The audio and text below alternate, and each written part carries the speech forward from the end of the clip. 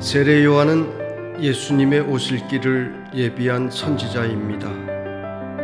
세례 요한은 회개하라 천국이 가까이 왔느니라 외쳤습니다.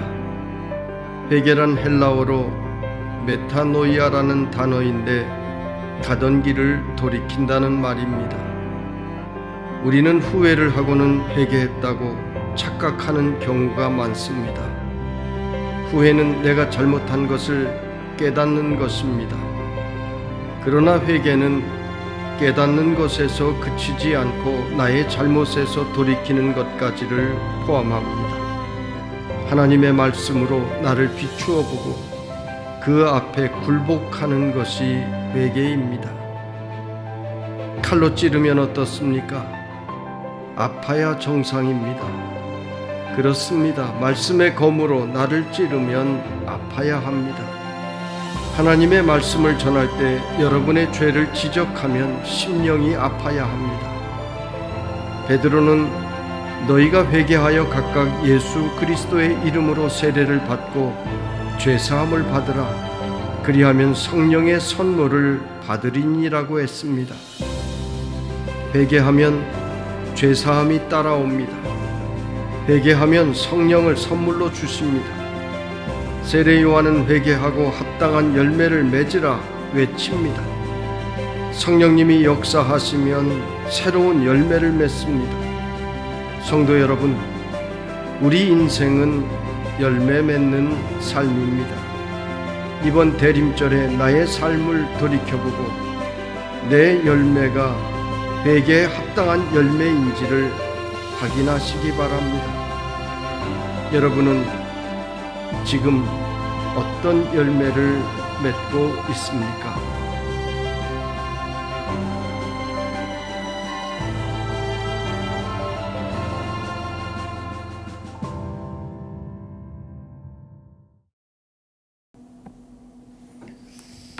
안녕하세요. 신약의 산을 오르다 10번째 시간입니다. 벌써 우리 9월달에 시작해서 또 교회에 여러 행사가 있었지만 그럼에도 불구하고 10번째 우리 OT까지 총 11번째 우리 신약의 산을 오르다 또 함께 또 강의를 하고 또 말씀을 나눌 수 있어 너무 감사합니다. 오늘부터는 예수님의 공생의 3년 6개월의 사역을 우리가 함께 알아보도록 하겠습니다. 공생의 1년차, 2년차까지 알아보았고요. 이제 공생의 3년차 사역에 어떤 중점을 가지고 예수님께서 제자들과 함께 사역하셨는지 또 그런 부분들을 함께 나누면서 알아가는 시간 되었으면 좋겠습니다. 예수님의 공생의 3년 6개월의 사역은 제자 훈련을 집중적으로 하는 시간이다라고 정리할 수 있습니다. 예수님의 3년차 공생의 사역은 AD 29년 3월 초에 시작해서 그해 9월 말까지 약 6개월간 진행되었습니다. 그 기간에 예수님께서는 제자 훈련에 집중하며 갈릴리 지역과 이방 지역을 순회하셨습니다. 1년 뒤면 예수님께서 이 땅에 계시지 않기 때문에 제자들에게 좀 더 많은 것을 보여주고 싶으셨습니다. 그래서 많은 시간들을 제자들과 함께 보내셨던 것입니다. 또한 예수님께서는 앞으로 제자들이 무슨 사명을 감당해야 할지 그것을 제자들이 알기를 원하셨습니다. 이제 1년 뒤면 예수님이 승천하시고 12명의 제자가 교회를 세워야 합니다. 그래서 예루살렘을 내려가지 않으시고 제자들을 집중 훈련 시키셨던 기간이 바로 이 예수님의 공생의 3년차 사역이라 할 수 있습니다. 그래서 예수님은 3년차 때 너무나도 분주하게 이곳저곳을 움직이십니다. 왼쪽 우리 표에서 보시는 것과 같이 이방 지역과 또 예루살렘과 베레아와 여리고와 또 예루살렘으로 이어지는 또 이방 지역에서도 수로보니게 여인을 만나고 데가블리, 가이사, 빌립보, 변화산 등 이곳저곳 옮기 다니시면서 예수님은 제자들에게 제자로서의 삶, 제자도를 가르치셨고 또한 자신이 십자가에서 죽으시고 또 부활 승천하신 이후에 제자들이 무엇을 해야 하는지 그 사명을 가르쳐 주셨습니다. 그래서 이것저것 분주한 곳, 너무 많은 곳을 다니셨지만 그럼에도 불구하고 이 3년차 공생의 사역을 통하여서 우리는 작은 사건 하나에 우리가 관심을 가지고 또 거기에 또 많은 시간을 투자하기보다는 오히려 제자 훈련에 또 제자도를 예수님께서 직접 가르치셨던 이 큰 그림 속에서 공생의 3년차 사역들을 함께 보셨으면 좋겠습니다. 예수님의 3년차 사역은 3월부터 9월까지 약 6개월 동안 이방 지역과 갈릴리 지역을 다니시면서 진행되었습니다. 3년차 사역의 특징은 예수님은 6월절에 예루살렘으로 내려가지 않으시고 갈릴리에 계셨습니다. 그리고 10월에 비로소 예루살렘으로 내려가십니다. 10월에 있는 초막절과 12월에 있는 수전절을 지키시기 위해서였습니다. 12월 25일에 있는 수전절에 예수님이 해당에서 설교하시다가 나와 내 아버지는 하나다라고 말씀하십니다. 그 후 신성모독죄를 지었다 하여 긴급 수배령이 떨어지게 되고, 그래서 예수님은 요단 동편 땅 베레아 지역으로 몸을 피하셔서 3개월 동안 기적과 이적을 행하셨습니다. 그러다가 4월 초에 돌아가시기 일주일을 남겨두시고 예루살렘으로 다시 올라오십니다. 유월절을 지키고 돌아가시기 위함이었습니다. 인간이신 예수님께서 십자가에서 고통 가운데 죽으셔야 한다는 그 사실의 발걸음이 얼마나 무거웠을까요? 예수님은 결국 돌아가시고 3일 만에 부활하신 후 40일 만에 승천하셨습니다. 예수님의 공생의 2년차 사역은 갈릴리 백성들, 갈릴리 민중을 위한 사역이었다라고 하면 3년차 사역은 한마디로 12명의 제자들, 그리고 예수님을 따랐던 무명의 제자들을 집중 제자 훈련을 시키시는 사역이었음을 우리가 알 수 있습니다. 예수님의 공생의 3년차 사역은 오병이어 기적으로부터 시작하고 있는데요. 우리가 오늘 우리 오병이어 기적 사건으로 시작하여서 우리 변화사암까지 예수님의 죽음과 부활을 처음으로 예고하신 그 사건까지 우리가 함께 나눠보도록 하겠습니다.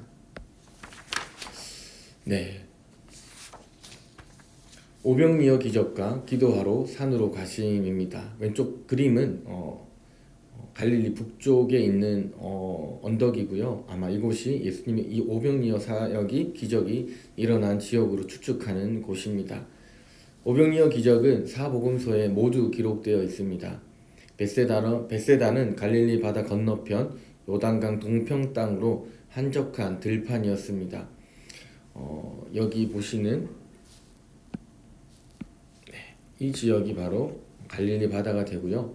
이 지역 벳세다 지역이고, 이 언덕 어간에서 오병이어의 기적이 일어났을 거라 추측합니다.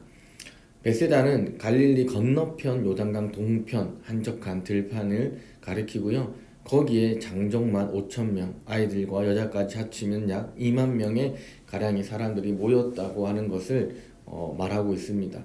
그 당시 주변 마을에 있던 마을이 가버나움 또 벳세다의 인구는 모두 합쳐서 2,000명, 많으면 3,000명 가량으로 추산하고 있는데요. 이 점을 고려한다라고 하면 5,000명이라고 하는 것은 엄청나게 많은 사람들이 운집하였고 무리들이 예수님을 따랐다라고 하는 것을 알 수 있습니다. 즉 예수님의 명성을 듣고 각지에서 모여든 수없이 많은 사람들이 이처럼 예수님의 기적과 이적 그리고 말씀을 듣기 위해 모였다라고 하는 것을 알 수 있습니다. 오병이어 기적 후에 제자들은 이는 참으로 세상에 오실 그 선지자라고 말하고 있습니다. 무리는 오병이어로 수없이 많은 사람을 먹여주신 예수님을 보고 모세가 예언했던 그 선지자가 왔다라고 생각했습니다. 그렇기 때문에 예수님을 왕으로 그들은 세우고자 했습니다.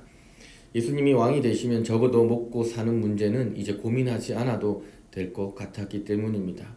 그러나 예수님은 자신을 열렬히 지지하고 응원하고 왕으로 세우려고 하는 그들을 떠나서 예수님은 한적한 곳으로 가셔서 그곳에서 기도하셨습니다. 예수님은 오병이어의 기적을 통하여서 어쩌면 이락 스타로, 예루살렘 또 이스라엘의 스타로 떠올랐을 것입니다. 그러나 예수님은 그 열광적인 사람들의 지지와 열성적인 응원을 뒤로하고 예수님은 홀로 산에 가셔서 기도하러 산으로 가셨음을 우리에게 말해주고 있습니다. 예수님은 단순히 이 땅에 육체적인 왕이 아니라 영원한 하나님의 나라를 전하고 복음을 통하여서 백성들에게 온전한 생명, 영원한 생명을 주시기 위한 그 목적을 가지고 이 땅에 오셨기에 자신을 유다의 왕 또는 이스라엘 왕으로 세우려고 하는 그들을 떠나서 기도하러 예수님은 산으로 가셨던 것입니다. 두 번째는 물 위를 걸으심입니다. 제자들은 예수님의 지시를 따라 밤에 갈릴리 바다 건너편으로 향해 가고 있었습니다. 밤 사경은 로마식 시간 계산법으로 새벽 3시부터 6시를 가리킵니다. 즉 성경에 사경이라고 기록되어 있는 이 시간대는 바로 오늘날로 하면 새벽 3시부터 6시까지의 시간을 가르치고 있습니다. 유대식 계산법과 그리고 로마식 계산법이 좀 다르고요. 또 이것을 우리 오늘날 현대의 시간 계산법으로 또 환산하고 또 이해하기 위해서는 이 같은 표시가 필요합니다. 유대식 시간표는 저녁부터 하루가 시작됩니다. 그래서 여섯째 날 그리고 안식일 날이라고 기록되어 있는데 이 안식일은 바로 오늘날로 얘기하면 18시 오후 6시부터 하루가 시작되어서 그 다음날 18시 오후 6시까지가 하루의 개념이 되는 것이 바로 유대의 식 계산법이고요. 로마식은 12시부터 하고 그 다음날 12시까지가 또 하루가 됩니다. 오늘날 현대하고 비슷한 시간법을 가지고 있습니다. 그래서 오늘 성경에 기록되어 있는 밤 사경이라고 했을 때에는 바로 이 시간대 새벽 3시와 6시간대 오늘날로 말하면 그 시간대가 되겠습니다. 이때 풍랑이 일고 폭풍우가 치기 시작합니다. 제자들은 강력한 북풍으로 인한 강한 파도와 싸우고 있었습니다. 이 지역은 갈릴리 호수 지역은 서쪽편에서 불어오는 지중해에서 불어오는 바람과 그리고 헬몬산에서 차가운 여기는 따뜻한 바람이 불어오고요. 여기는 차가운 바람이 불어와서 이 갈릴리 호수에서 어떻게 해요? 풍랑을 일으킵니다. 즉 서쪽에서 불어오는 따뜻한 바람과 헬몬산 북쪽에서 내려오는 이 차가운 바람 때문에 갈릴리 호수는 호수임에도 불구하고 우리가 상상하는 것보다 더 강한 풍랑이 자주 일었습니다. 요한은 이를 제자들이 노를 저어서 육지까지 심려리쯤 나갔다고 기록하고 있습니다. 즉 갈릴리 호수의 중간 정도 지점이 되겠습니다.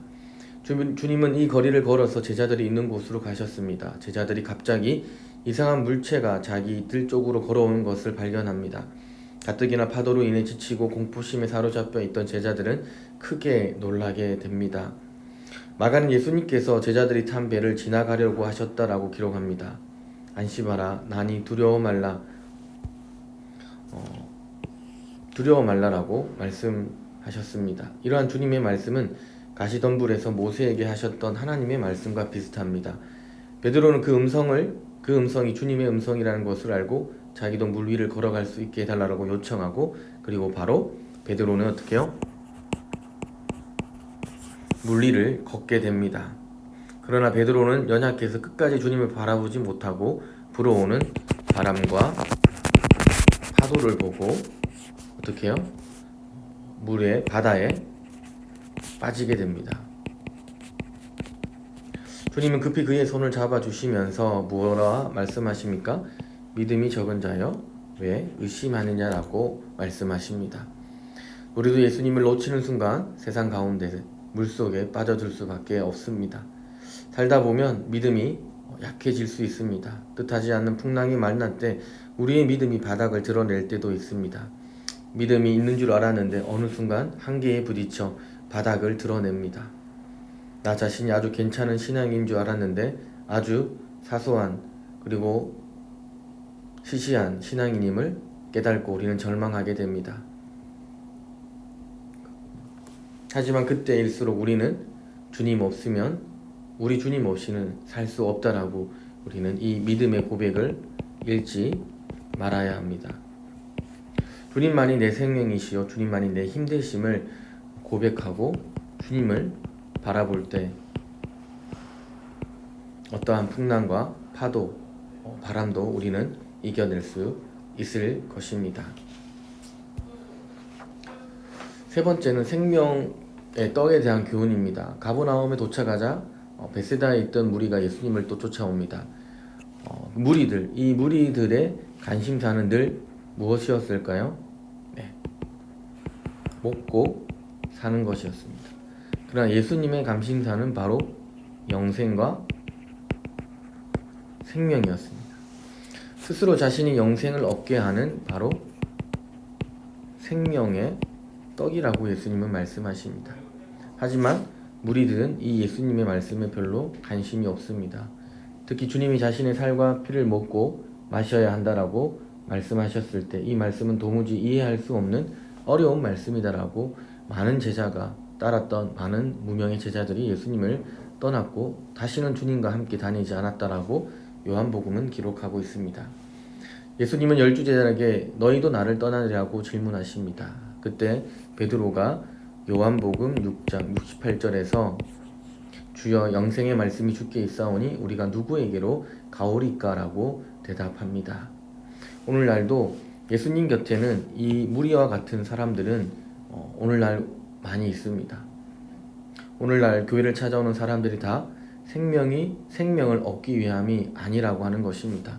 즉 때로는 먹고 사는 것, 오늘 현대에 위로받고 평안을 누리기 위해서 교회를 찾는 이들도 많다는 것입니다. 여전히 예수의 능력과 힘을 빌어서 잘 먹고 평안한 삶, 괜찮은 삶, 성공적인 삶을 살기 위해서 오는 사람들이 많다라고 하는 것입니다. 그런데 주님은 우리에게 무엇을 말씀하십니까? 오늘 이 현실에 먹고 사는 것을 뛰어넘어서 영원한 영생과 또한 생명을 예수님은 우리에게 주시기 위함임을 늘 말씀하고 있습니다. 주님 곁에는 늘 이러한 군중 무리들과 또 제자들이 있었습니다. 주님은 늘 제자들을 구분하셨습니다. 자신을 따라서 소명을 따라서 헌신하고 희생하고 이 영생과 생명을 누릴 수 있는 제자들을 구분하셨던 것입니다. 오늘 우리는 어떤 것에 관심을 가지고 있습니까? 오늘 영원한 생명의 떡 되시는 우리 예수님에게 우리의 모든 관심과 우리가 그 주님을 바라보며 우리의 영원한 생명을 주실 그 예수님을 바라보며 나아가는 성도님들 되시기를 바랍니다. 네 번째는 수로보니게 여인의 믿음입니다. 주님은 가버나움을 떠나서 북서쪽으로 여기 갈릴리고 여기가 가버나움이죠. 북서쪽으로 올라갑니다. 약 20리쯤 떨어진 지역에 현재의 레바논에 있는 항구 도시인 두로 그리고 시돈 지역으로 가십니다. 이 지역은 이방 지역이죠. 주님의 사역에 있어서 이방인의 땅으로 가신 일은 매우 중요한 사건입니다. 여러 가지 가르침과 이적을 보고도 끝내 거부하는 유대인들은 예수님을 거부했죠. 그들에게 발걸음을 옮기셔서 예수님은 어디로 가십니까? 이방인들에게로 갑니다. 자신을 수용하고 자신을 받아들이는 이방인들에게로 예수님은 발걸음을 옮기셨습니다. 마지막 남은 시간을 무리에게 방해받지 않으시고 개인적으로 제자 훈련을 전념하기 위해서 유대인들을 떠나서 이 두로와 시돈으로 이방으로 예수님은 가셨습니다. 여기서 귀신 들린 딸 수로보니게 여인을 만나게 됩니다. 마태는 그녀가 가나안 여인이라고 기록하고 있고 마가는 이 여인이 헬라인으로서 수로보니게 족속이라 기록하고 있습니다. 즉 수로보니게는 수리아 사람과 페니키아 사람의 혼혈, 피가 섞인 이 혼혈인이라고 말할 수 있습니다. 여인은 자신의 귀신 들린 딸을 고쳐달라고 예수님께 간절히 요청합니다. 그러나 예수님은 가혹하리만큼 단번에 거절하십니다. 그래도 그 여인은 돌아가지 않고 끈질기게 예수님께 애원하여서 그 딸이 고침을 받는 기적을 경험하게 됩니다. 자존심을 내려놓았습니다. 수로보니게 여기는 자신의 자존심과 자신의 경험과 생각을 내려놓고 오직 예수님께 무엇을 구했습니까? 은혜를 간구한 것입니다. 이 여인의 믿음을 보시고 예수님은 여자여 내 믿음이 크도다 내 소원대로 되리라 라고 말씀하십니다. 이방인의 땅에서 놀라운 믿음을 가진 사람을 만나시고 사실 예수님은 기뻐하셨습니다. 그녀의 믿음을 보고 예수님은 감동을 받으셨음을 우리는 알 수 있습니다. 하나님의 마음을 감격시키고 감동시키는 겸손하고 헌신된 믿음을 이 수로보니게 여인은 가지고 있었던 것입니다. 오늘날도 마찬가지로 예수님은 오늘날도 우리에게 어떤 것을 원하실까요? 바로 하나님을 감동케 하고 감격케 하는 겸손하고 헌신하는 믿음을 예수님은 우리에게 요구하고 있는 것입니다.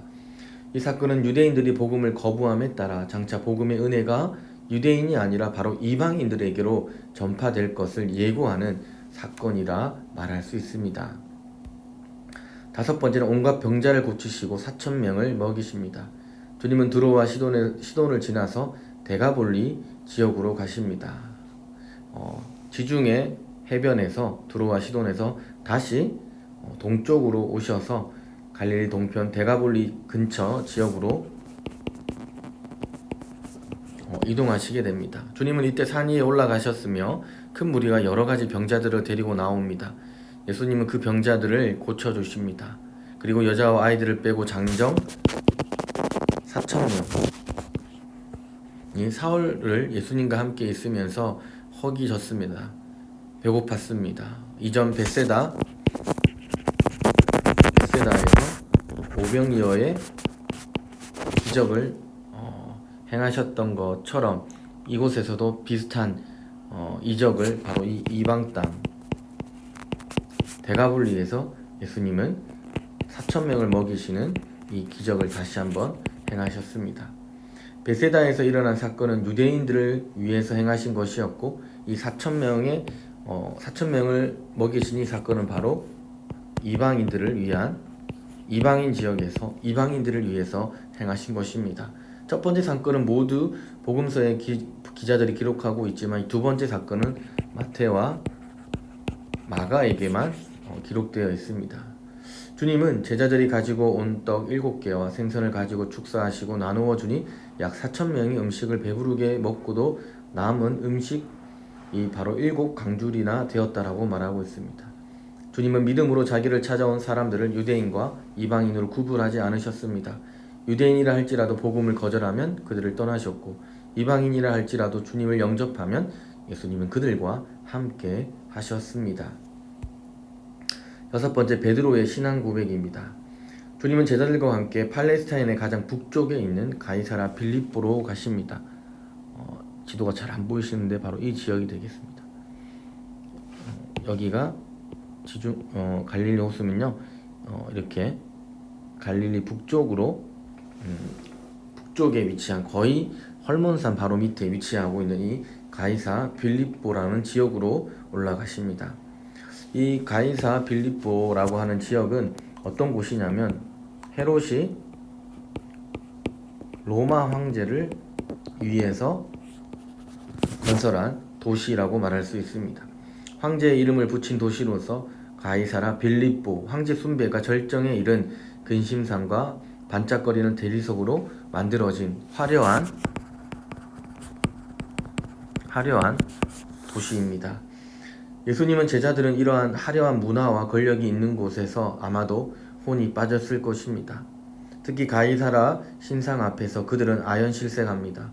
그들은 예수님이 전부인 줄 알았는데 이곳에 오니 예수님보다 훨씬 더 위대해 보이는 것들이 많았습니다. 그에 비하면 예수님은 상대적으로 너무나 초라해 보였을 것입니다. 그들은 아마도 주춤거리며 지금까지 예수님을 따랐던 자신에 대해서도 고민하였을 것입니다. 예수님은 누구이고 예수님을 따르는 나는 과연 누구인가? 내가 예수님과 함께 해도 괜찮은 것인가? 내가 예수님을 위해서 모든 것을 다 버리고 쫓은 이 선택이 과연 잘한 선택인가? 고민해왔을 것입니다. 그런 고민을 하는 모습을 예수님은 보시고 이런 질문을 합니다. 사람들이 나를 누구라고 하느냐? 사람들이 나를 누구라고 하느냐? 이 갑작스러운 예수님의 질문에 제자들은 당황합니다. 그래서 어떤 이는 세례 요한 또는 엘리야 또는 선지자 중에 하나이다라고 이들은 당황하면서 말합니다. 그러자 곧바로 기나적으로 이렇게 질문하십니다. 그러면 너희는 나를 누구라고 생각하느냐? 라고 예수님이 질문하십니다. 아마 이 질문에 모두 당황하였을 것이고 그들은 머리를 들지 못했을 것입니다. 그 화려한 금신상 앞에서 그렇게 고백하기가 어려웠던 것입니다. 그때 제자 베드로가 주는 그리스도시요 살아계신 하나님의 아들이십니다 라고 고백합니다. 주님은 크게 기뻐하시고 그 고백 위에 교회를 세우겠다라고 선언하십니다. 참신앙은 내 상황과 상관없이 예수님이 그리스도이심을 고백하는 것입니다. 그리고 진정한 믿음이 무엇인지 아십니까? 예수 그리스도가 내 인생에서 어떤 분인지 알고 분명히 인정하고 믿는 것입니다. 내가 어떤 상황에 있을지라도 주님을 향한 한결같은 신앙 고백은 달라져서는 안 됩니다. 힘들고 고달프고 어렵고 죽을 것 같아도 내가 한결같이 고백할 수 있는 주님이어야 합니다. 반대로 내가 너무나도 좋고 이보다 더 좋을 수 없는 상황에 있을지라도 주님은 같은 주님이어야 합니다. 내 상황과 환경에 좌우되지 아니하고 늘 언제나 같은 주님이어야 하는 것입니다. 이렇게 고백할 수 있는 것이 바로 위대한 신앙이라 말할 수 있습니다. 주님은 황제의 도시에서 진정한 통치자는 로마 황제가 아니라 바로 자신임을 제자들에게 가르쳐 주셨습니다. 주님은 베드로에게 내가 네게 천국의 열쇠를 주겠다라고 말씀하셨습니다. 천국의 열쇠는 제사장의 열쇠가 아니라 천국 복음을 사람들에게 전하고 그것을 가르치는 천국의 서기관으로서의 임명장이라 말할 수 있습니다. 가이사랴 빌립보 상상도입니다. 그림 왼쪽에 가이사랴 아구스도 이 신전이 되겠습니다.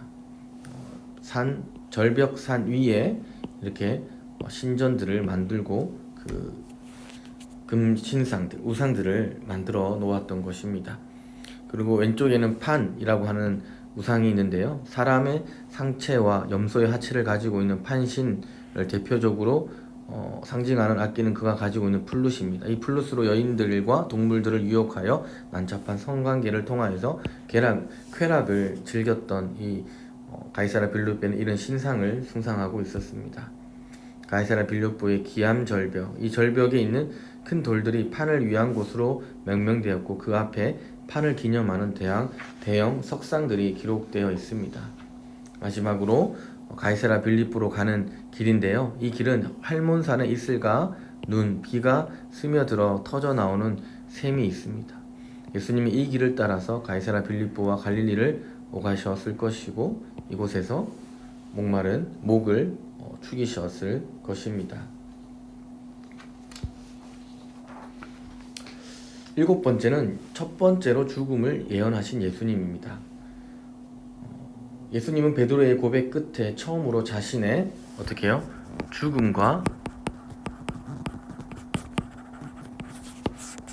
부활에 대해서 말씀하십니다. 예수님은 베드로의 고백을 듣고 비로소 마음을 놓으셨습니다.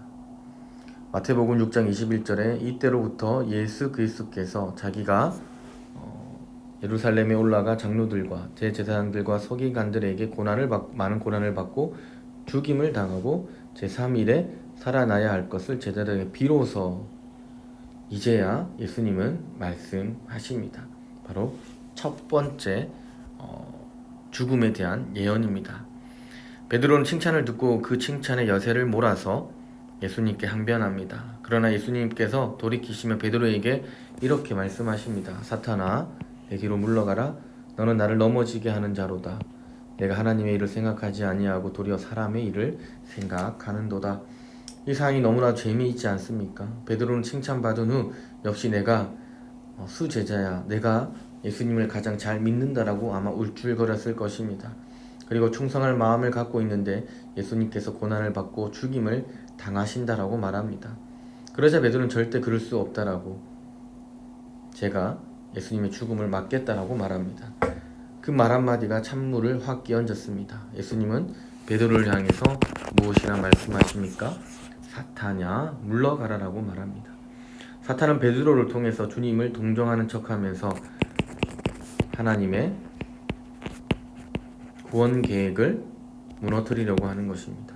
예수님은 우리의 희생과 고통을 통해 값진 승리가 주어진다라고 가르치십니다. 그러나 사탄은 우리에게 희생과 고통 없이도 축복을 얻을 수 있다라고 말합니다. 십자가를 부인하고 영광과 승리를 얻으려는 사람은 언제든지 하나님의 일에 방해가 될 수 있는 것입니다. 오늘 우리의 생각보다 중요한 것은 바로 하나님의 뜻입니다. 오늘 우리의 사람의 생각이 아니라 바로 하나님의 생각이 중요한 것임을 우리는 알아야 할 것입니다. 네, 예수님의 공생의 3년차 사역, 우리 예수님의 첫 번째 죽음에 대한 그리고 부활에 대한 예언까지 우리가 함께 나누어 보았습니다. 워낙 3년차 사역에는 많은 사건들이 또 에피소드들이 기록되어 있어서요, 자세하게 보려고 하면 너무나 많은 시간이 걸리는데요, 대략 중요한 부분들 모든 것을 다 다룹니다. 그 중에서 좀 중요한 부분들은 조금 더 많이 설명하고 나머지 좀 그렇지 않은 부분들은 제가 간소하게 설명하면서 우리 이 3년차 사역은 총 4번에 나누어서 우리가 함께 나누도록 하겠습니다. 오늘 10번째 시간입니다. 10번째 시간 예수님의 공생의 사역 3년차 우리가 함께 나눴는데요. 또 잘 기억하시면서 또 예수님의 그 3년차 사역은 제자들을 집중 훈련시키시고 제자들을 가르쳐 주시는 사역임을 우리가 기억하고 우리가 말씀을 읽으면 조금 더 잘 이해되고 또 은혜 받으시리라 믿습니다. 다음 주는 데살로니가 전후서와 디모데 전후서를 함께 꼭 읽어오시고 아직 2주 정도 남았습니다. 우리 마지막까지 신약 1독 하시고요. 가능하시면 또 우리 구약까지도 우리가 함께 마지막까지 이 한 해를 말씀으로 우리가 보내는, 또 차분하게 대림절을 보내는 우리 성도님들 되시기를 바랍니다. 기도하시겠습니다. 하나님 감사합니다. 오늘도 우리에게 귀한 하루를 주시고 하나님 말씀 듣게 하시고 또 은혜 가운데 오늘 보내게 하시니 감사합니다. 오늘 우리에게 주신 또 이 예수님의 공생의 3년차 사역을 또 듣게 하심에 감사하고 들었던 말씀을 다시 묵상하며 읽으며 하나님의 더 큰 은혜를 누리는 또 묵상하는 우리 성도님들 되게 하여 주시고 대림절 기간을 보내고 있습니다. 다시 오실 예수님, 그 예수님을 기대하고 소망하며 차분하게 예수님의 가르침과 그 삶을 묵상하며 나아가는 성도의 한 주가 되게 하여 주시옵소서. 감사합니다. 이 모든 거 예수님의 이름으로 기도드립니다. 아멘. 감사합니다.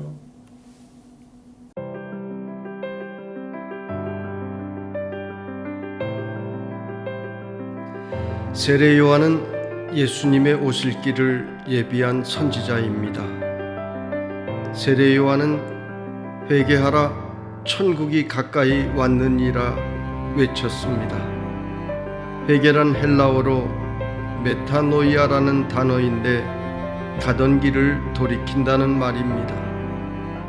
우리는 후회를 하고는 회개했다고 착각하는 경우가 많습니다. 후회는 내가 잘못한 것을 깨닫는 것입니다. 그러나 회개는 깨닫는 것에서 그치지 않고 나의 잘못에서 돌이키는 것까지를 포함합니다. 하나님의 말씀으로 나를 비추어 보고 그 앞에 굴복하는 것이 회개입니다. 칼로 찌르면 어떻습니까? 아파야 정상입니다. 그렇습니다. 말씀의 검으로 나를 찌르면 아파야 합니다. 하나님의 말씀을 전할 때 여러분의 죄를 지적하면 심령이 아파야 합니다. 베드로는 너희가 회개하여 각각 예수 그리스도의 이름으로 세례를 받고 죄사함을 받으라. 그리하면 성령의 선물을 받으리니라고 했습니다. 회개하면 죄사함이 따라옵니다. 회개하면 성령을 선물로 주십니다. 세례 요한은 회개하고 합당한 열매를 맺으라 외칩니다. 성령님이 역사하시면 새로운 열매를 맺습니다. 성도 여러분, 우리 인생은 열매 맺는 삶입니다. 이번 대림절에 나의 삶을 돌이켜보고 내 열매가 회개에 합당한 열매인지를 확인하시기 바랍니다. 여러분은 지금 어떤 열매를 맺고 있습니까?